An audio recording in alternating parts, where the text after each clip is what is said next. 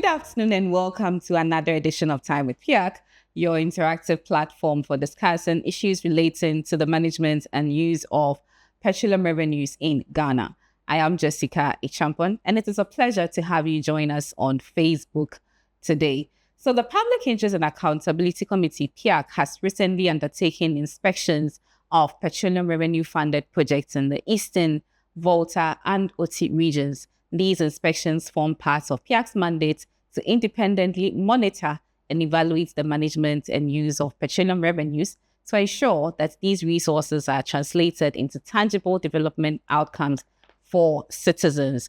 Today's discussion will shed light on this recent activity by the committee, examine the projects visited, highlight key observations from the inspections, discuss successes and challenges identified on the ground, and explore what these findings mean for accountability, value for money, and sustainable development. I have two gentlemen joining me for today's conversation. Samuel Beko is the chair of the technical subcommittee of Piac, and Mark Oyajiman is the technical director of Piac. They are going to share first-hand insights from this exercise that was undertaken by Piac. Thank you for joining us, gentlemen. You're welcome to Time with Piac. Thank you, Jessica. Thanks for having us. Sure. So we'll get right into the conversation. Piac inspects projects in 3 different regions. So I'll start off with Samuel. What informed this decision to inspect these projects? Thank you, Jessica. And I'm very happy viewers are following Piac keenly these days to understand our mandate, to understand what we do as well. As part of our mandate, we are supposed to monitor compliance with Petroleum Revenue Management Act. And so as part of monitoring compliance, key among the implementation of the Petroleum Revenue Management Act is the annual budget funding amount, which is the monies we put into our national budget to be spent using petroleum revenues. And so for us, we follow the money. If you tell us you have built a school, we go and check whether you have built the school. We don't only check whether you have built the school, we check the quality of work done, the timelines, and whether there is a usefulness of the project that you have done, whether the citizens are benefiting from that particular school. So Piac, as part of following the money, we are supposed to go and inspect projects that you, ministry, or any government agency has received and has accounted for by telling us that they have used it to build a project. On the other hand, we also have a mandate in our law to engage citizens. So we have a combination role whenever we go to the field. Whilst we inspect the project, we also engage citizens. We hear from them. We tell them what petroleum revenues have been utilized for. And we also hear from them what are the key lessons they believe government could improve or government could learn from to improve the utilization of petroleum revenues. So Mark, I'll bring you in. So why are project inspections an important aspect of Piac's work? I mean, ministry says, I've given this money to undertake this project in this region. How does Piac come in? Yeah, thank you, Jessica, and thank you, good afternoon to your viewers. The question you just asked is a direct response to citizens' concerns. As Mr. Beko said, we usually hold what we call sub-national engagement, or in our local colloquial language or pedestrian language, we say town hall meetings. Yeah. So out of these town hall meetings, questions started coming. Have you gone to see the project? Has the project been done? Has it been completed? When was it started? How have we benefited from even petroleum revenue? So to answer those questions, we developed a strategy and an approach, and that led to us going on to inspect physical verification of projects, whether they exist, whether they are serving the intended benefits, whether the community actually wants the project, whether it has been completed, what are the challenges and the likes. So we usually will engage the implementing agencies prior to and even during to the inspection of this exercise or these projects. one thing I want our viewers to understand is that though not listed, but an inherent part of our mandate is to manage citizens' expectations. Yeah, because we all saw the hullabaloo that came through the mainstream Ghanaian media and the Ghanaian populace when we discovered petroleum in 2007 and when we started production in 2010. We all thought Ghana will change overnight, but then that is not the way things work. So as part of our job, we use these exercises that we undertake to manage the citizens' expectations and also let them know, look, probably you might not even have received petroleum revenue for road projects, but you receive money from a road fund for that same road project that has been done in your community, which is a government revenue. You understand? So, but the good thing is that over the period, 50-year period, the government over the period has done well to share equitably the petroleum revenue we have received from our petroleum exploitations. So these are some of the reasons why to manage, and then also more like keep accountability bearers informed of what is going on at the subnational levels, and also arm citizens to demand a certain bit of accountability and responsibility from duty bearers. So these are some of the reasons that inform this exercise that we've been doing for the past 15 years. So when we talk about petroleum revenue funded projects, what exactly are they? And then who is in charge of selecting these projects that receive funding from petroleum revenues? Okay. As Mr. Bekwe started off with, petroleum revenue funded projects are projects that are funded through the national budget, or sometimes through GNPC or through Ghana Gas. Okay. That's the source of funding is directly from petroleum revenue. So if it is from the budget, then it is the annual budget funding amount Mr. Bekwe mentioned, the portion of the petroleum revenue that by law should be utilized through the national budget. So those projects are there. GNPC, through the GNPC Foundation, also funds some petroleum revenue funded projects because GNPC receives a portion of the petroleum revenue. Then Ghana Gas also from some petroleum revenue funded. So you've seen Ghana Gas constructing AstroTurf and the likes. You've seen GNPC also constructing GNPC Foundation, constructing AstroTurf and the likes, giving scholarships to Ghanaians, and also building school projects. So these projects are what we call petroleum revenue funded projects because the source of funding is directly from petroleum revenue.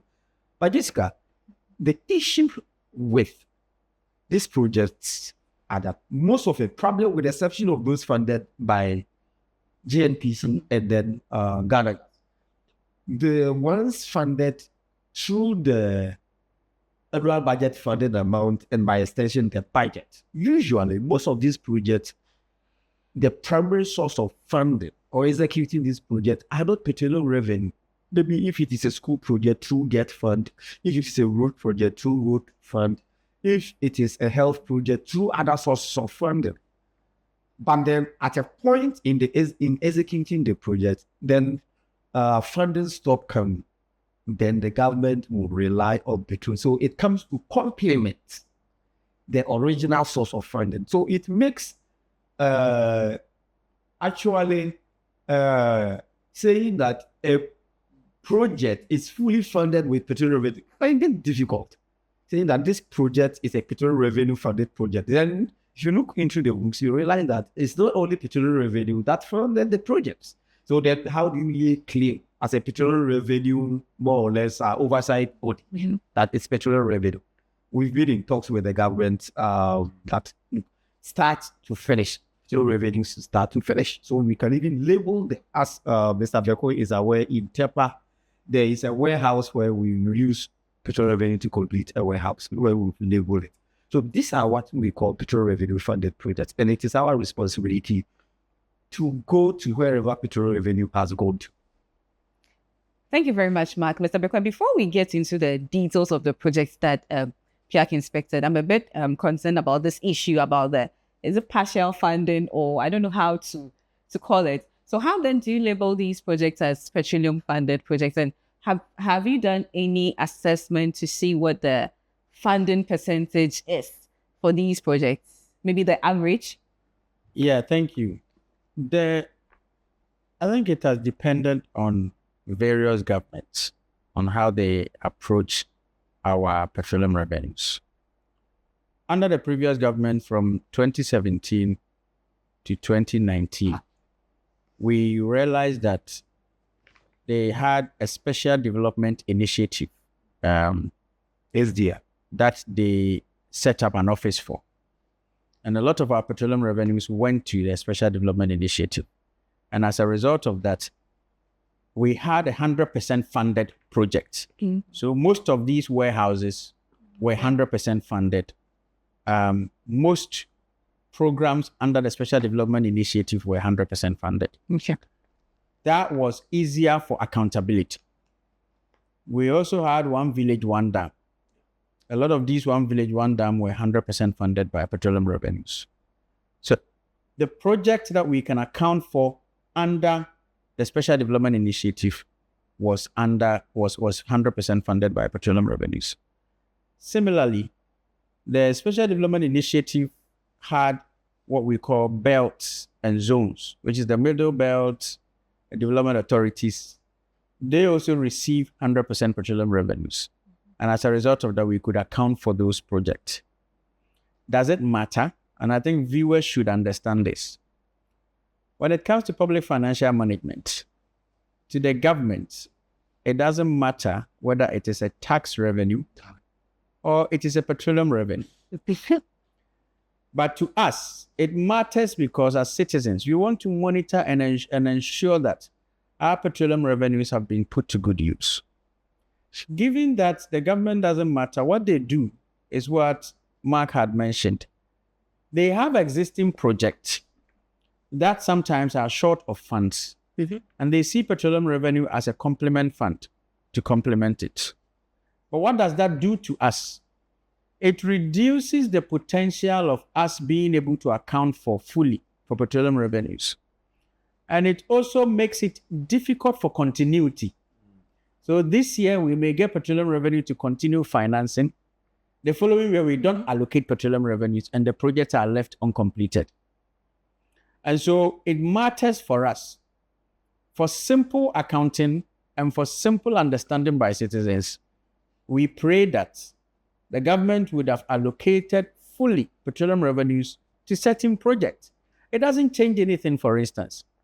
If you wanted to allocate petroleum revenue like what the government has done now to Kumasi Accra Expressway, we all can say that this is the one project that petroleum revenue is financed. So any accountability, Piac can follow it. But imagine you were supposed to distribute across various different projects, all of them as counterpart funding. It would have made it difficult for us to follow and demand for public accountability. So whilst it matters for us citizens, in the interim or the phase of government, it may not matter. But we want to ask government to ensure that they put petroleum revenues fully to programs so that we can account for it. Okay, so gentlemen, we'll now get into the details of what Piac inspected, I think 3 weeks ago or in May. And then we get to see what did you find on the field, what are your observations, what are your recommendations. So maybe I'll start off with Mark. Mark will take us all the way to the OT. Okay, so Mark, take us to OT region. Tell us the projects you inspected. What were some of your findings? We'll shelve the recommendations for this session. We just want to talk about what you saw and then what your findings were. A very remarkable region, Jessica. You love it. I haven't been there. You will love it. A very remarkable region and people. Okay. Yeah, so we started off from Jessica, and our first stop was at the Piac district, Okay. with the capital being at Nkoja. Very nice neighbor. My first time being to the Nkoja enclave. Okay. We inspected 2 projects. A road project is supposed to be spot patching and leveling or surfacing. yes, they have done it to the outskirts of the town, but then it was supposed to traverse 3 communities. The very first town, which is in Konya itself, yes, it's perfect. But to the next town, they stopped with the gutters, they stopped with the leveling, and then the work came to a halt. So now, even if you're and then since 2022, there has not been a contractor on site. And we found out that the APFU components that went into this about 1.5 million Ghana cities that went into the project went to pay off outstanding debt, something as we have always talking about. So I want to assume that the contractor has not received additional funding. That's why since 2022 it's not going, or she's not going to site. It's a nice project, but then it will have been much more beneficial economically and socially if was the contract sum as at that time was around $2 million there. But then today, you and I know that from 2022 till now, the contract sum will be more than 2.5 million Ghana cedis, like the Ponte market issue. Exactly. So that's the challenge. That's the challenge with the road. Yes, it's been done. Okay, the citizens are confirmed that yes, work has been done on it, but it has stalled since the point, and contractor has not come on site. We actually worked with the DC, and then the coordinating director. They accompanied us to the inspection with the engineers, works department, and the engineering. So that's the issue with that property. It has been done, but what still pitches as the project is concerned. Then the second project was in the same Konya Enclave, the same district. It's a market where it's a 40-seater market with stalls and a shed. But then the location is a challenge because when it rains, it floods the location. 2, the roofing is so high that when it rains, water kind of enters the various stores. So the market falls hard just to leave site. Because, if you are selling clothes, it will get wet. If you are selling anything, that's if you get wet, worry. Because you can't even have a place to sit. So you just have to leave. So it's a very nice project. Completed, utilized, but they don't use it anymore because of the rain. I don't know if they will be using it during the dry season. But then they were saying that is the challenge they have with them. So now churches has stand up and stay all night conventions because they do it at the night. But it's a nice project. Very interesting. But Jessica, it's a nice project, to be honest with you. But the location is the challenge because they also did not involve the community. So they couldn't be guided by where it should be sited. Yeah. They just chose a site. Assembly wasn't aware.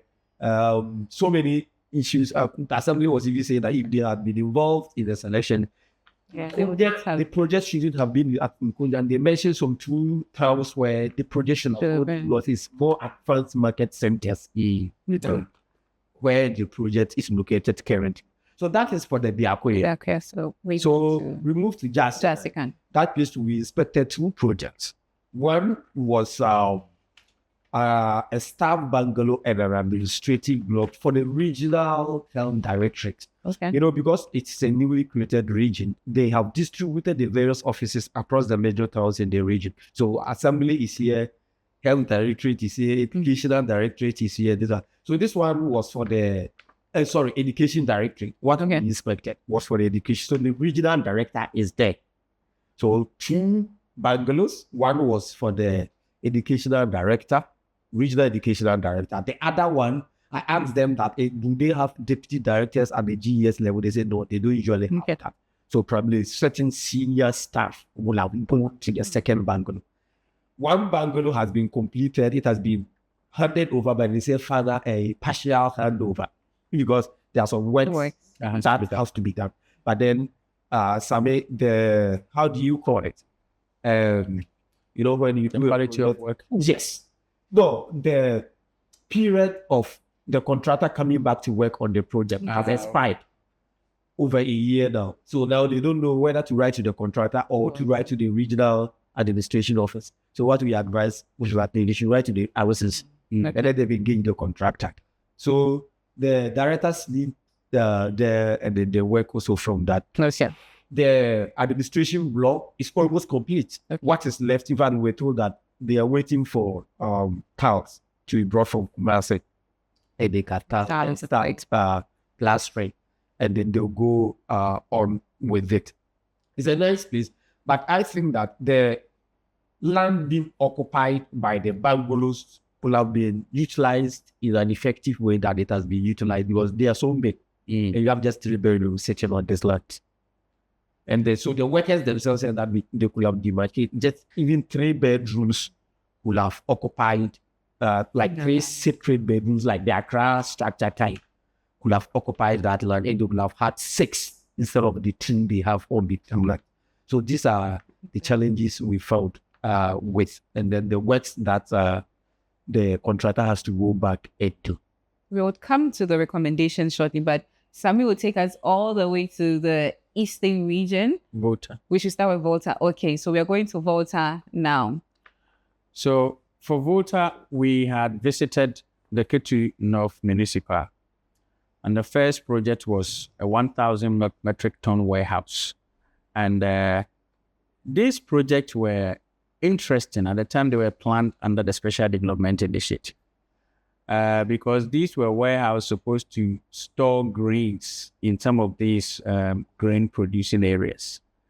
It was about 1.6 million Ghana cedis petroleum revenues that was allocated to it.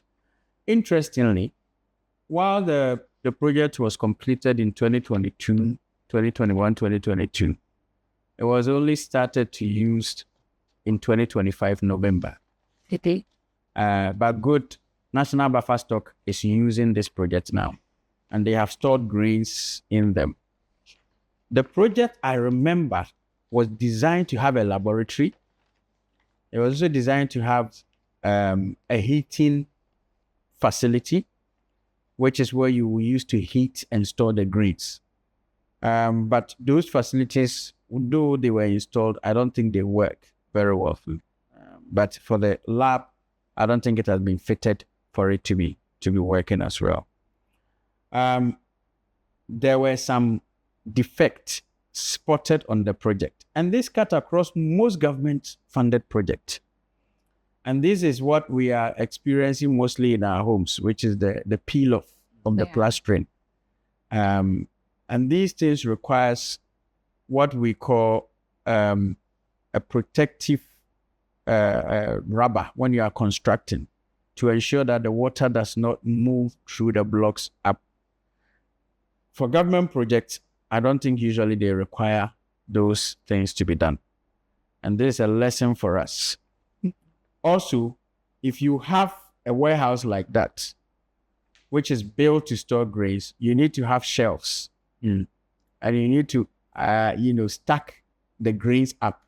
So you would need ladders, you need those shelves, and sometimes even forklift to be able to lift some of these grains, but they don't have it. So these ancillary facilities are very, very important most times, but we don't. The other problem we've had, and the other project was the Ehi to Joje Road. The problems we've had with petroleum revenues, constructing roads. I know that the Ministry of Roads have their own design, but the bitumen surfacing roads don't last at all. So if you look at this road, the bitumen surfacing was supposed to have been done in 2006. Even the petroleum revenue came in to pay part of the money, 1.5 million in 2024. We didn't see any bitumen surfacing projects on this particular road. So the road is missing. Yeah. It's really something that Piac we tend to find a lot in our project inspection. And the community members, when they were asked, confirmed that the contractor came to site 2006. They have never seen it. We only did drains, and they didn't see any bitumen surface. Okay. But we have paid for 1.5 million, claiming to be bitumen surface. This information has to be credible for the audit service or for any of the security agencies like Yoko. How can we pay for 1.5 million and there is no bitumen surface in 2024 election year, and there is no bitumen surface? So it's really important we get these things. There was also a chips compound that we inspected in K2 South, which is Kologa, Aflao. And that particular, the Gakli community chips compound, I think had received allocation of 132,000 Ghana cedis. The infrastructure was being used. However, the challenge is that it is the people that are stretched. They have about 9 staff. They take care of about 200 maternity cases every month, and the project is a bit stretched. Also, at the same place, we had the nurses' quarters, which is also received about 138,000 Ghana cedis from ABFA. And there's a 2-bedroom bungalow with mechanized borehole, and this was adjacent to the chief's compound, so that the workers can live there and come to work at the chief's compound. We also observed that some defects in the facility, but as I said, these things cut across. It cut across most of the project that we have done. Also, there was a police post at the Aflao border in the K2 South constituency or municipal, and that was about 93,000 Ghana cedis. It's just a police post of about 2 segments. One side being head of police office, and one side being cells, among others. We observed that they had no electricity extension to the place, no water, no fan for the officers at the post. Probably typical of our police stations in Ghana. But if we are doing something like this, they had to close the office about 6 p.m. every day because there is no electricity. And these are some of the key challenges. So I want to talk about some of the key challenges we always face. But before that, yes, I think we should capture Eastern, then we can look at the challenges from the whole inspection activity. So let's touch on the Eastern region. In Eastern region, we went to Afram Place, North and South, and we visited some projects, education projects. We visited some boreholes that have been built for the communities. The education project, which was a 3-unit classroom block funded by petroleum revenues, was in one of the villages closer to Donkokrum. And it was an eyesore. We went there and noticed that there were only 2 teachers in that particular school, from KG to JHS, only 2 teachers. So the teachers had to divide the students or the pupils into 2, and then one of them would take each side. Not only was it that sad about that, we also realized that the 3-unit classroom block that was built by petroleum revenues were not in use because they have been battling with bats, and the bats, draw fecal matter in there, and it has a stench. You can't even stay there. Only because the contractor did not complete the project with a ceiling. Without the ceiling, you cannot really work there without battling with bats. That was quite an eyesore. The boreholes we visited were all quite okay, with the exception of few that were not working. The community confirmed that some of them had worked. In Afram Place South, we also visited one of the best projects I would say we've seen. The Ghana Irrigation Development Authority is building a 900-hectare high-level ultra-modern irrigation facility. And the project is due to complete by the end of this year. But if completed, it means we have 900 hectares of irrigation, full irrigation, computerized irrigation as well, next to the Afram River. And it connects to the Volta River as well. So you can actually, take your produce and take it to Akosombo Port as well, though it takes about 10 hours shipment or boat. That was one of the projects I would say that we should be investing much more in. Of course, we haven't heard about the outcome. When these lands are allocated, who are going to produce these agricultural products? What should we do as a country? My view is that we have to look at these areas. We're going to be produced. Yeah, well, there is more to it. You can produce maize, which is very typical in the Afro place. But we should make it an industrial hub, agriculture processing hub. You produce the maize, you move straight into the industry to produce flour. You produce maize, if there is any maize oil, you can do the canola oil, though I know it's an industrial oil. You can produce sunflower and go straight into producing sunflower oil. Soya goes straight into producing soybean oil. And that would add value to the produce we do. And we can also do it for export as well. So that was one of the best projects that I would say we visited. The other ones were the Agenda 111 Hospital, which was uncompleted as well. We've spent a lot of money in there. Most of them, over 2 billion Ghana cedis, have gone into Agenda 111 hospitals.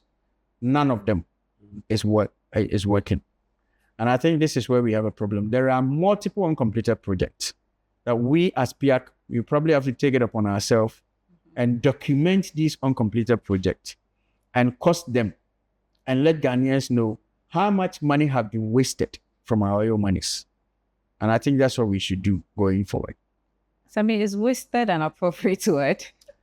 Wasted because there is a timeline for public investment. If you tell us that you are bringing school to come and educate us, and you build a facility, and the facility is not completed, have you achieved the purpose? If the facility has stayed there for a longer time, you've wasted most of the money.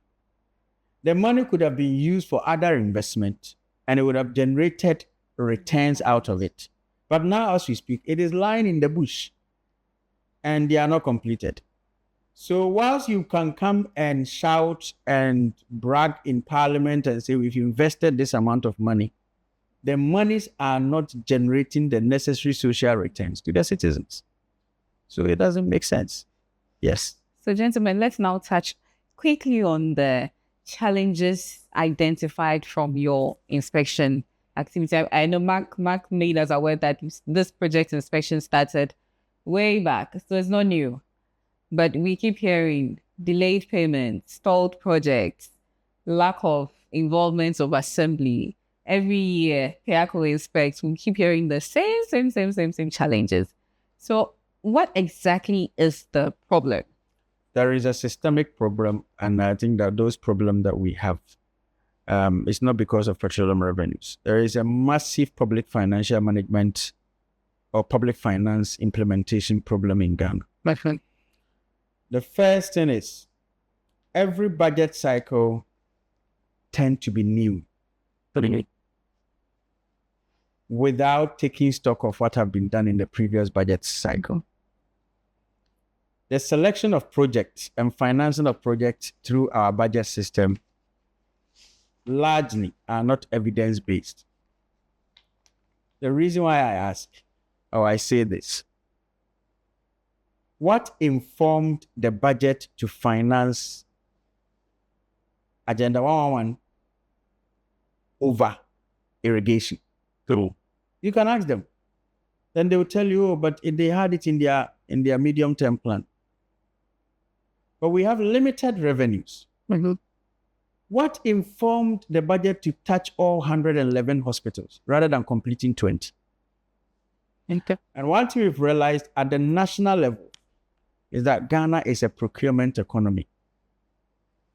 And because of the corruption largely involved in procurement, people want to start new procurement in order to get their share. And so there will be projects that have been started and near completion.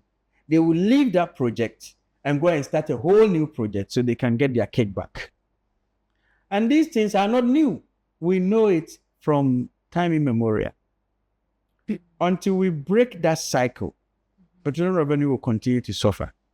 At the district level, the challenges are multiple. because it's a procurement economy, the national level always want to lead the procurement. And so they leave out the district level.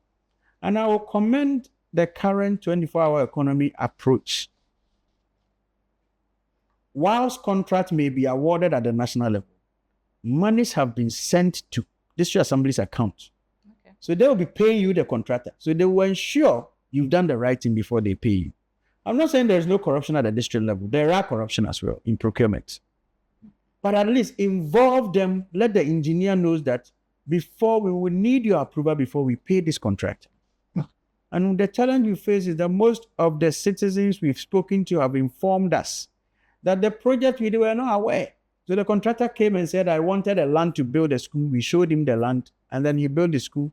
Even the project, when we came there, he told us we didn't give him the contract. And as a procurement economy, we will continue to suffer unless we break that cycle.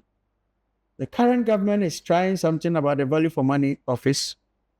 Whilst it may be commendable, it has to solve or reduce the corruption in procurement. Otherwise, it will be futile. So the other local challenge, I'll mention just two other local challenges. I've mentioned one, which is their non-involvement. The other local challenges is whether citizens are aware of some of the prioritized projects they are getting and whether these projects were well informed by citizens, including the market that Mark said. Yeah. You know, and it's quite sad that we build a market, but people don't want to use it because we don't even involve them in the design. How many times have you built roads to put pedestrian walking paths in the road? Nobody is involved. So the ministry has a road. He called the contractor. He award the contract. The contractor just starts with U-drains. So a contractor for U-drains is different from a contractor for the road because of procurement. And so because we don't involve locals in the design of our project, it makes it very difficult for them to utilize them. And then the last part of these challenges are also information on how citizens can demand for accountability. In most cases, citizens have no idea. So how do they demand for accountability? As Piac, we are discussing this. There is evidence in the road ministry now where the road minister is begging citizens to be citizens and then go and video contractors and come and show it to him. That shows you what public accountability can do to our development. So these challenges abound, but these are the few I wanted to espouse here. Okay, so Mark, I just wanted to find out from where you sit at as Piac, do we have like a catalog of these projects and how accessible are they to the public? Let's say I want to find out what petroleum revenue funded projects I have, for instance, in my region or my district. Do we readily have these information available? Yeah, Jessica, so serious. We do.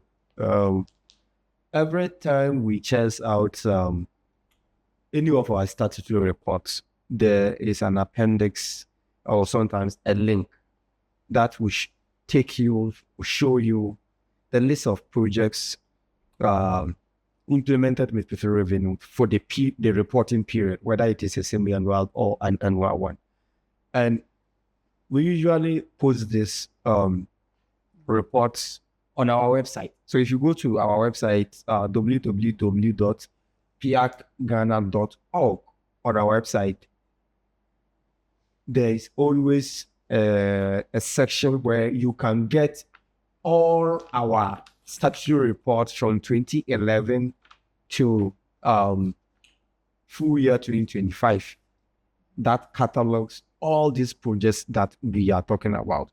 We have a dashboard that you can also play around with, whether you are looking for projects or maybe you are looking for production, you are looking for revenue, you are looking for any other information on petroleum revenue and crude production, you will get it there. So yes, Jessica, we do have a catalog in the form of our report that is on the website that you can always go there. You access it. You just search, just mention the name of a town or the name of a region through the document. You just search for it. And if there is a petroleum revenue funded project there, you will get to see it. Okay, thank you very much. I wanted to make mention of something. Sammy, you mentioned Agenda 111. We inspected one at Jazz, okay. where $1.2 million of petroleum revenue has gone to. And if we see the rate of implementation, what we saw there, you will ask yourself, 1.2 million came to do this, and the cost was $14 million. Yes. And that talks about costing projects. So the entire Gender 111 hospital is $14 million per one. Per one. Okay. But 1.2 million can finish the structure. Yeah. So how on earth? I know they call it a turnkey. Look, I've done my own rough estimate. The most expensive bed is 100-bed capacity in the whole world. It's about $5,000 for hospital bed, which comes with all the facilities of checking your whatever. It's about $5,000. 100 of them is what? $50,000. The most expensive CT scan, it was around $200,000 to $300,000. Some of them are up to $1 million. All right. But let's say even if it is $1 million, CT scan and MRI, that's $2 million. And it is never $1 million. Let's think about this. Never $1 million. Even if you buy those two and these beds, the electricals and other things all are part of the contract we are talking about, the 1.2. So Ghana, we always cost this project. Now the government has spent a whooping 2-point-something million, a billion Ghana cedis without completing a single of this hospital. And even the one they say they've completed, which is in my hometown, Trede, if you go there, you will be marveled at what kind of facility materials they used, the air conditions and the things, the cables and things. And that is $14 million facility, not a single story building. And that is where our problem is. The corruption is real. So, Sami, for these inspections, I know that Piac would go on the field again before the year ends, but you've done this, I think this is the second for the year, if I'm not mistaken. You come up with all these findings, these recommendations. What happens to them? We have decided to have meetings with some of the key agencies involved in this.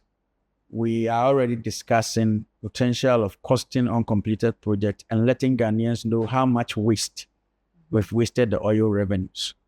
It doesn't matter the government in power. It doesn't matter previous government. It's all of them.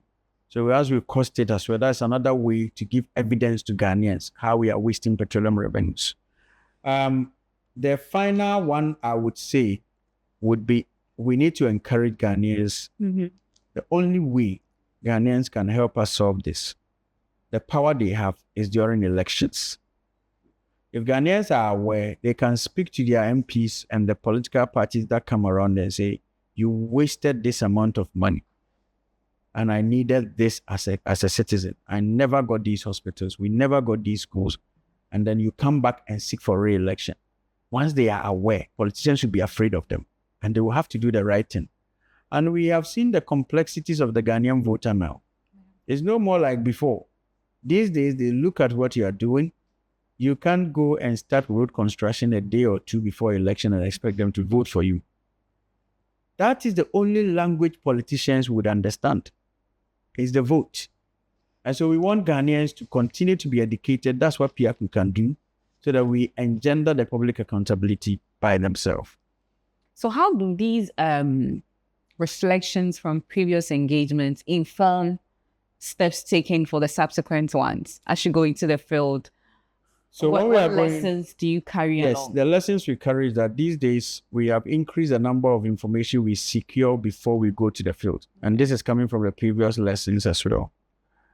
Secondly, we are ensuring that we increase the number of engagement, radio, TV. We are considering market to men as well. We want everybody to be well educated on these issues. That's the biggest power they have. The accountability demand, we plan to work with the audit service and other agencies, particularly even the PAC, the Public Accounts Committee. I think we have to start documenting some of these things we've seen wrongly and also engage them and inform them as well. So that when people come there, they could come and ask for better accountability of how petroleum revenues have been misused. Yeah. So Mark, maybe I'll let you have the final word on this. We keep talking about citizens demanding accountability, citizens demanding accountability. So what can Piac do differently to ensure that citizens are well informed and then equipped to demand this accountability that we are all looking for? Yes, we at Piac, we've always said that you are Piac and Piac is you.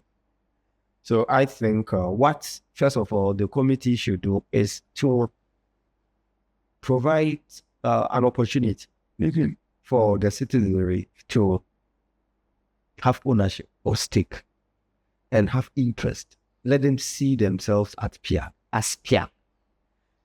You see, if that happens, then the push for some of these things will come naturally because the person naturally sees him or herself as Piac. So when Piac says this, oh, Piac is saying this, let me do a research, let me find out what is happening, and then probably get in touch with Piac. You understand? So you let the citizens see themselves as a champion of their interests, and that they are also included in whatever you do. You don't stand for government, you don't stand for any political party, you don't stand for any interest group, but their interest. That is the very first thing you should. Then Piac should also, as Sami said, increase its reach and outreach.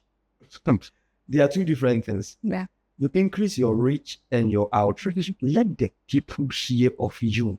You understand? Whatever means you will adopt or utilize to get the people to hear of you. There are a lot of people in Ghana who have not heard of Piac. People confuse Piac with Piac. Let them get to hear of you. And that is even where they take ownership.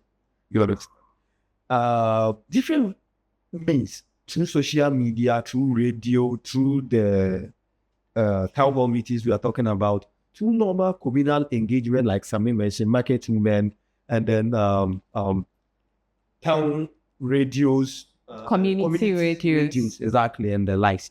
Then the people get to hear and hear and hear of you. You explain yourself for them to understand that, oh, these people as they are with us. For when they say something, let's take it seriously. Let's, in our own way, also increase one advocacy, also the one accountability from our duty bearers. That is how you make some of these changes. So Piac has to be out there.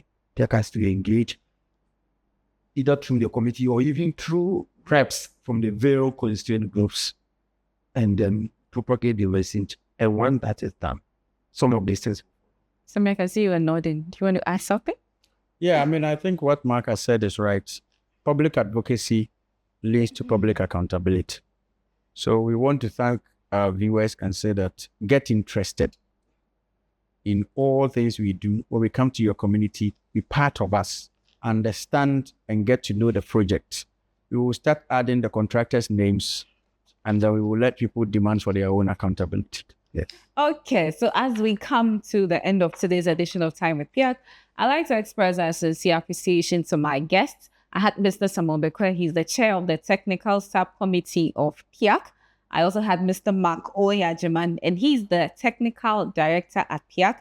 And these gentlemen have shared some valuable insights from Piac's recent project inspections in the Eastern, Volta, and OT regions. So today's discussion has also highlighted the importance of ensuring that petroleum revenues are translated into quality projects that deliver real benefits to communities. We've also learned that transparency, accountability, and citizen participation remain essential ingredients in achieving sustainable development with our natural resource world. So our viewers, thank you for staying with us. Your engagement with us demonstrates your interest in knowing how petroleum revenues are managed and utilized for national development. As always, Piac remains committed to its mandate of promoting transparency and accountability. So continue to engage with us through our reports on our website, www.piacghana.org.